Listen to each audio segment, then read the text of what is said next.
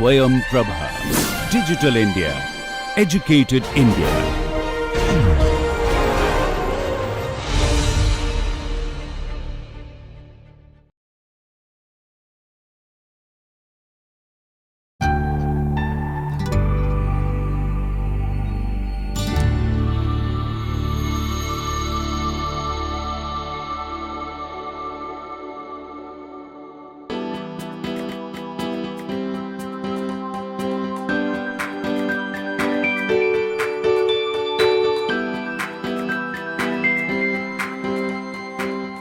Hello, I welcome you all in this course on refrigeration and air conditioning. Today we will take up the psychrometric processes. In an air conditioning system or on a psychrometric chart, moving from one state to another state is known as psychrometric process. So, in a psychrometric chart, if you are moving from one state to another state, it is known as psychrometric process. During the process, we cannot randomly find any path, or we cannot go for a shortest path like this. Suppose I have to move from state 1 to state 2. I cannot take the shortest path. I cannot take the shortest path. There are certain restricted paths which we can adopt during the process or for attaining state 2 from state 1, and these paths or processes are known as psychrometric processes. We will discuss these processes one by one, and it is better if we use the psychrometric chart for this purpose. Now, let us start with the sensible heating. Now, what is sensible heating? As I have stated earlier, the sensible heating is the process of heat addition when there is no fluid change, no phase change of the fluid, and the temperature of the fluid rises. So, if I want to add heat to the air, then the moment the heat is added to the air, the temperature of air will rise, and temperature means here the dry bulb temperature. The dry bulb temperature of air will rise, and sensible heat is expressed as Cp delta T or Cp T2 minus T1. Now, here because we have mixture of water and air, so at the same time when we are heating the moist air, the dry air and the water vapor, they will get heated simultaneously. So, directly we cannot use this system. Analytically also we can find how much heat is added to the system or to the air, but on a psychrometric chart, suppose I say the temperature of air rises from 20 degrees centigrade to 25 or 30 degrees centigrade, and heat is added to the air. So, first of all 20 degrees centigrade with certain relative humidity, the air is available, and sensible heat is added to the air. So, sensible heat is added, so there is no change in specific humidity or humidity ratio of the air. So, we will follow the horizontal line. This is state 1, and then we will get state 2 somewhere here. This is dBT 1, this is dBT 2. Suppose it is from 20 degrees centigrade to 30 degrees centigrade. Now, you can see here that specific humidity or humidity ratio has remained constant in this process, heating process, but the relative humidity has reduced. When we are moving in this direction, the relative humidity gets reduced. So, in this case also in sensible heating, the relative humidity got reduced. I'll draw it again. So, this is state 1, this is state 2, relative humidity at state 1 and the relative humidity at state 2. So, relative humidity gets reduced. Reverse to is sensible cooling. When we are moving from state 2 to state 1, in that case the relative humidity is increasing, but specific humidity is remaining constant. specific humidity is remaining constant. Now, these processes I like to depict on the psychrometric chart. 20 degrees centigrade, the air is suppose is available at 50% relative humidity. So, we can place the location here. This is the state 1, and then there is sensible heating. Sensible heating means specific humidity or humidity ratio is remaining constant and temperature is increased to 30 degrees centigrade. When the temperature is increased to 30 degrees centigrade, the relative humidity has reduced from 50% to around 28%. Air has become dry. So, sensible heat makes the air dry. That is why you must have observed when we run a heater in winter, during winters, when the heaters are used, the air in the room become dry. And it is always advisable when we are using heat pump or a reverse air conditioning system or air conditioning system working on the reverse cycle, and it is used as a heat pump. In that case, it is always advisable to keep some wet cloth on the room so that relative humidity does not reduce drastically. Suppose in the winters, now let us take case of the winters when the temperature is, air is available at temperature, let us say 10 degrees centigrade and relative humidity is 70%. Here 10 degrees centigrade 70%, and if I heat this air with the help of heater, sensible heating of this air, if I do the sensible heating of this air up to let us say 30 or 35 degrees centigrade or let us say 30 degrees centigrade, the humidity will reduce to 20%.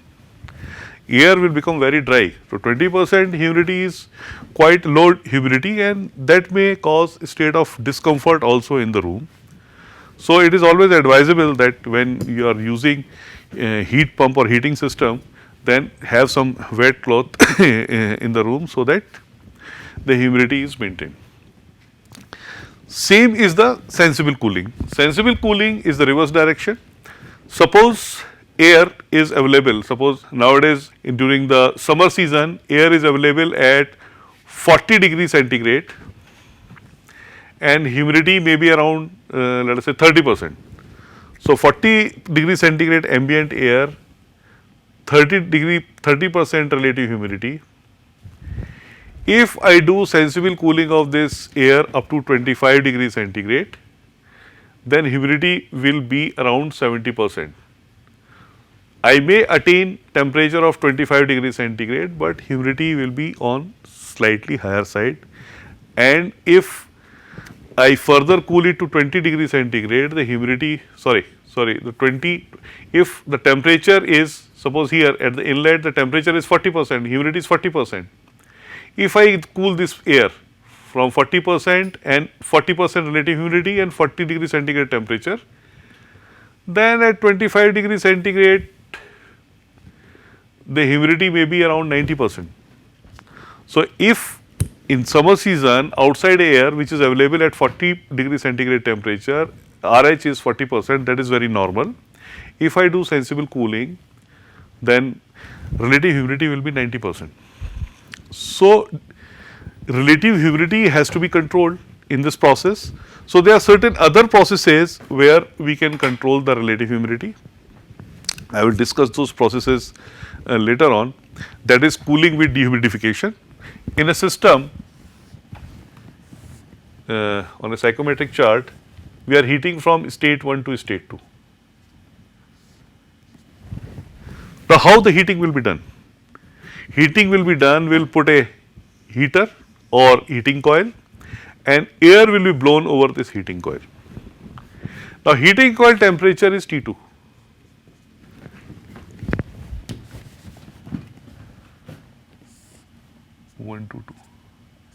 Heating coil temperature is T2. Air which is blowing over the heating coil is T1. Do you think the air emerging from the heating coil will be also at T2? It is not possible. or it is very difficult to attain such a situation. The air which is coming emerging from heating coil will be at a lower temperature T3. I am repeating, there is a heating coil which is maintained at temperature 2, air which is available at T1 at temperature 1 T1. When the air is blown over the heating coil, in ideal case it is assumed when it is blown over the heating coil the air will take the temperature T2, but actually it does not happen. In actual practice, another temperature T3 is attained which is lower than T2, and the temperature difference is, this temperature difference results in the bypass factor. We say that, why it is called bypass factor? We say that part of the air has attained temperature T2 and part of the air is bypassing the coil. So, if the air is going in this direction at T1, this is at T2. So, some fraction of air is getting bypassed and it is bypassed and it is at T1, and the air which is blown over this coil attaining temperature T2.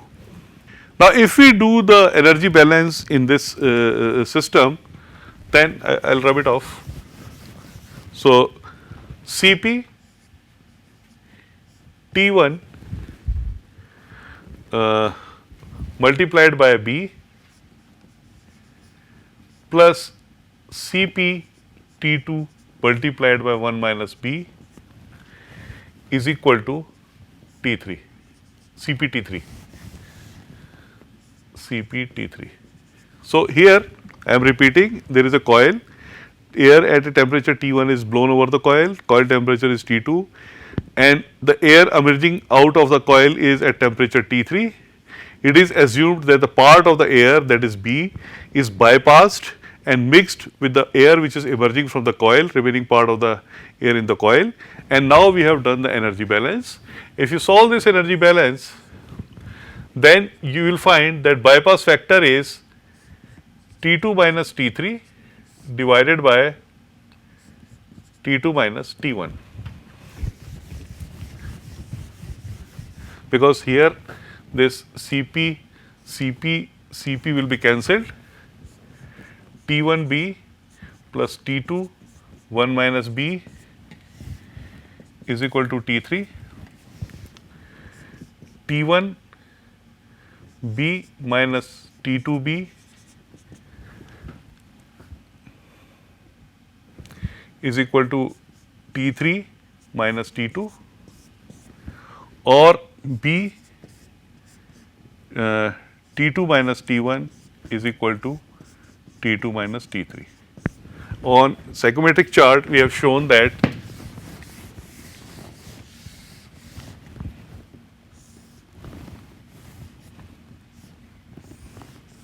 this is state 1, state 2, and this is state 3.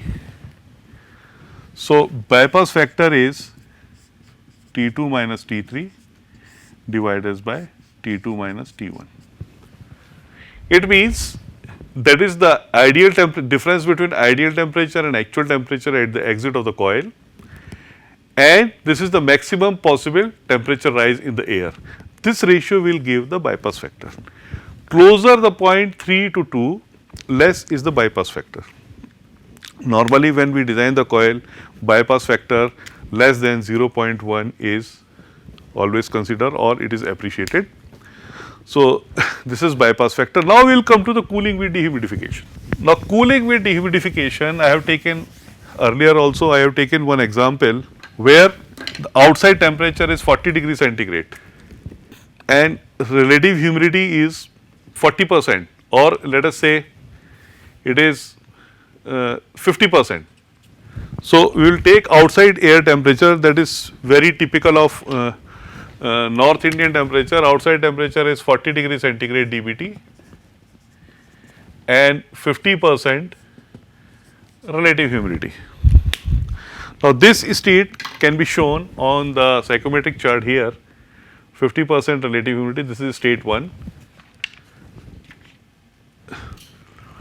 Now, I want to have, my room temperature as 24 degrees centigrade. Now, this has to be reduced to, let us say,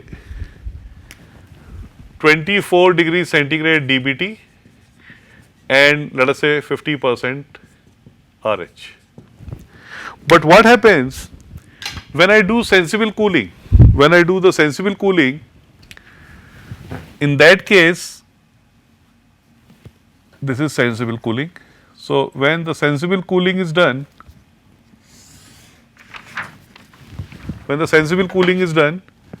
the temperature is reduced to 5, 6, 7, 8, 27.5 degrees centigrade and air is 100% saturated. I do not get 24 degrees centigrade. It means the air available at 40 degrees centigrade and 50% RH, if I do sensible cooling, I cannot attain 24 degrees centigrade temperature. Now, in order to attain 24 degrees centigrade temperature,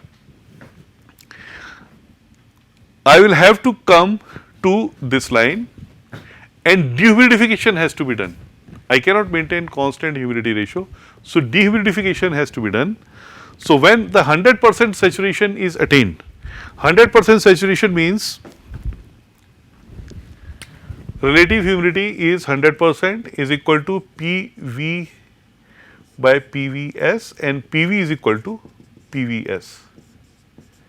It means the partial pressure of the vapor at this state when it is 100% is 7.385 kilopascal.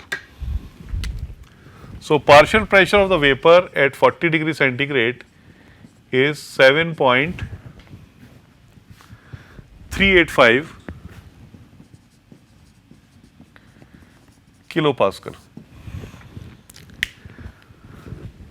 Further cooling will reduce the temperature and vapor will remain saturated. It means suppose 42 we cool it up to 30 or 25 degree, right. So, when 40 to 25 or here in this case we can go up to let us say 26, if we cool from 40 to 26, 40 degrees centigrade to 26 degrees centigrade, the partial pressure at 26 degrees centigrade is 3.364. Now, this is 26 degree, then partial pressure is 3.364. So, partial pressure of vapor has reduced. It means the sum of the vapor has been removed from the air and that is visible from here also. The moment we come to 26 degree, it is here 26 degree, 26 degree, right. The specific humidity has reduced. Gram of water vapor per kg of dry air has reduced. It means water has precipitated from air. Now, we want to have 24 degrees centigrade. So, we will cool it up to 24. But when we cool it up to 24, the RH is not attained. We need RH 50%. Here RH is 100% and we cannot move in a vertical direction.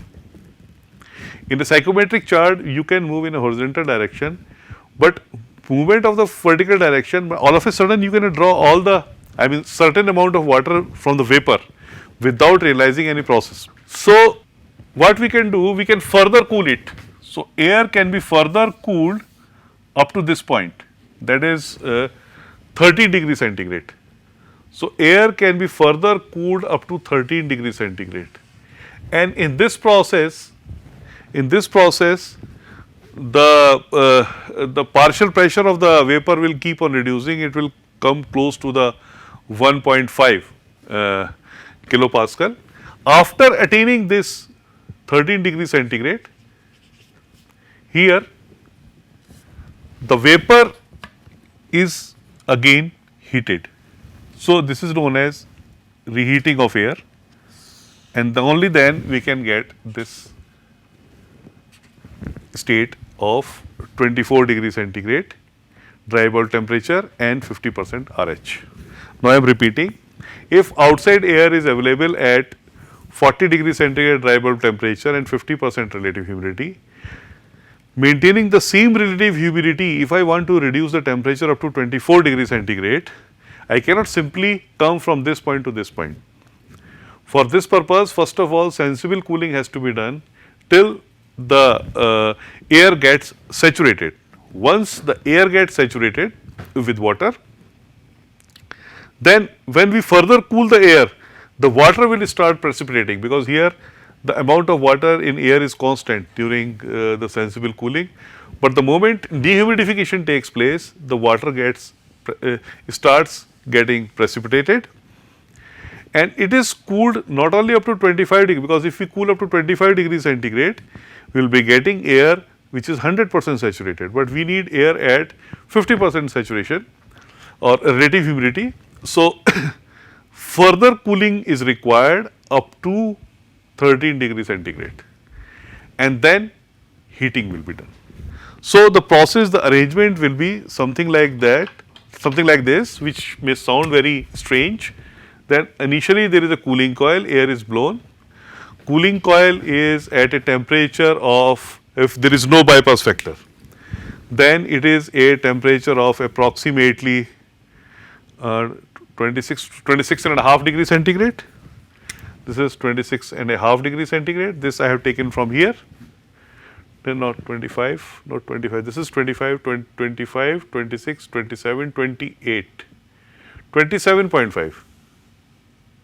No, 25, 26, 27, 27.5, not 26, 27.5 degrees centigrade. Okay. And then further cooling is taking place here on the coil. So, coil temperature is not 27.5, it is maintained at 13 degrees centigrade. So, the air is blown over a coil which is maintaining at 13 degrees centigrade, and then this air which is emerging from this coil is heated up to 24 degrees centigrade, and that is how the vapor at this state of 50% relative humidity is attained. Now, practically what we do, we simply join this. This is a imaginary process line, and sometimes for the sake of convenience of the calculations, these two lines, these 2 points are joined. These 2 points are joined together. You must have seen the desert coolers or simple coolers in the market. So, coolers have an exhaust fan in the middle surrounded by the wet pads, and when this exhaust fan sucks air from these wet pads, then air gets cooled and it is humidified. And sometimes it is humidified to the extent then you feel very uncomfortable in such an environment. So, this process is followed at constant wet bulb temperature line. Suppose outside temperature is 40 degrees centigrade or 35 degrees centigrade, and relative humidity 40 degrees centigrade and relative 40 degrees centigrade, let us say 40 degrees centigrade, and relative humidity is 10%, or outside environment is 35 degrees centigrade and relative humidity is 20%. Now, in this case, when the temperature is 35 degrees centigrade, relative humidity is 20%, cooling with adiabatic humidification line will follow this wet bulb temperature line, and it can go up to 100% saturation. So is the case with the 40%, this will also follow this line, right. And when the efficiency of the system is 100%, you will be getting this temperature at 100% humidification. Now, effectiveness of this is measured by, suppose this is temperature T1, this in this process, adiabatic humidification process, this is temperature T1, this is temperature T2.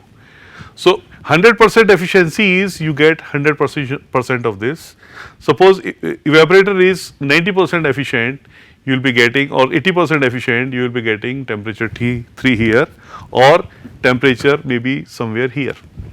So, this process is very useful in the climate where the relative humidity is low and temperature is high, for example, desert climate. Another is chemical dehumidifications. Now, chemicals are also used to absorb vapor from the air, like silica gel. During this process, chemical dehumidification process, there is a reverse of this process. If you do the chemical dehumidification, the process will be reverse this process. So, this causes dehumidification and heating of the air, and because the vapor present in the air is transformed into the liquid form and latent heat of the vapor is added to the enthalpy of air, and that is why there is a rise in temperature. So, for this dehumidification process, it is reverse of the humidification, there is rise in dry bulb temperature. Steam jet injection. Now, steam can also be used for humidification of air. Suppose I want to increase humidity at a particular temperature, let us say a temperature of 25 degrees centigrade. If I want, suppose 25 degrees centigrade and 50% relative humidity, state is here. I want to further improve the humidity up to 70% or 80%. I can inject steam available at 25 degrees centigrade into the system, or steam at higher temperature can also be injected. In that case, the temperature of air will slightly increase, but steam is a very good medium of increasing humidity of air without increasing humidity of air with very low temperature rise of the air. So, these are certain processes we have discussed. These are elementary processes in an air conditioning system. Some more processes are to be discussed in the coming lecture. This is all for today. Thank you.